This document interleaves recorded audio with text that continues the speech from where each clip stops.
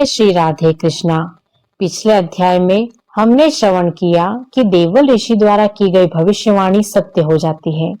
सुदेव और गौतमी के पुत्र की जल में डूबकर मृत्यु हो जाती है और वे दोनों पुत्र शोक में विलाप करते हैं। आइए आगे की कथा का श्रवण करते हैं 18 अध्याय में। महर्षि वाल्मीकि राजा दृढ़धनवा को पूर्व जन्म का वृत्तांत सुनाते हुए आगे की कथा कहते हैं कि इस तरह उस ब्राह्मण के विलाप को सुन 10 दिशाओं में गर्जन हुआ, अकाल मेघ आया। उस मेघ से पर्वतों का कंपायमान करते हुए, तीक्ष्ण स्पर्श करते हुए बड़े वेग से वायु चलने लगी और बहुत जोर से महाबिजली चमकने लगी और मेघ शब्द से चारों दिशाएं पूरित हो गई। इस तरह 1 मास तक ऐसा जल बरसा कि सारी पृथ्वी जलमग्न हो गई। परंतु पुत्र शोक की अग्नि से तपे हुए उस ब्राह्मण को कुछ भी मालूम न हुआ, न उसने पानी पिया और न भोजन किया।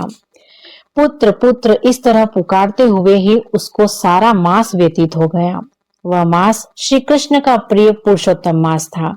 सो अनजाने में ही उस ब्राह्मण से पुरुषोत्तम मास की सेवा हो गई। इससे अत्यंत प्रसन्न होकर भगवान श्री कृष्ण प्रकट हुए। उस समय मेघ बरसना बंद हो गए।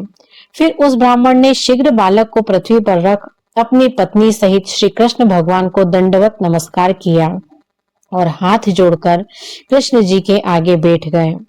अनजाने में पुरुषोत्तम मास के सेवन से प्रसन्न हो भगवान अमृत वाणी बोले, हे ब्राह्मण, तुम धन्य हो और अत्यंत भाग्यवान हो।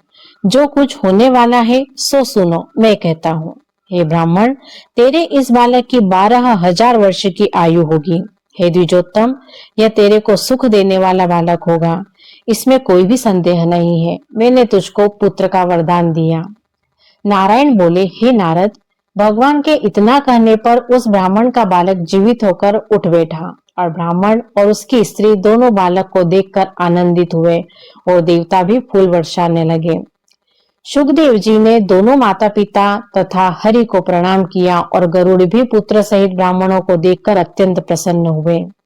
तब ब्राह्मण आश्चर्ययुक्त हो श्री हरि को प्रणाम कर हाथ जोड़कर गदगद वाणी से संशय काटने के लिए आनंद सहित भगवान से पूछने लगे कि हे भगवान, मेरे 4000 वर्ष तक निरंतर महाकठिन तप करने पर आपने जो कठोर वचन हमसे कहे थे कि मेरे 7 जन्मों में भी पुत्र का सुख नहीं है, उस वाक्य के उल्लंघन का हेतु और मरे हुए बालक को जीवित करने का क्या कारण है, कृपया बताइए। इस तरह 18 अध्याय समाप्त होता है।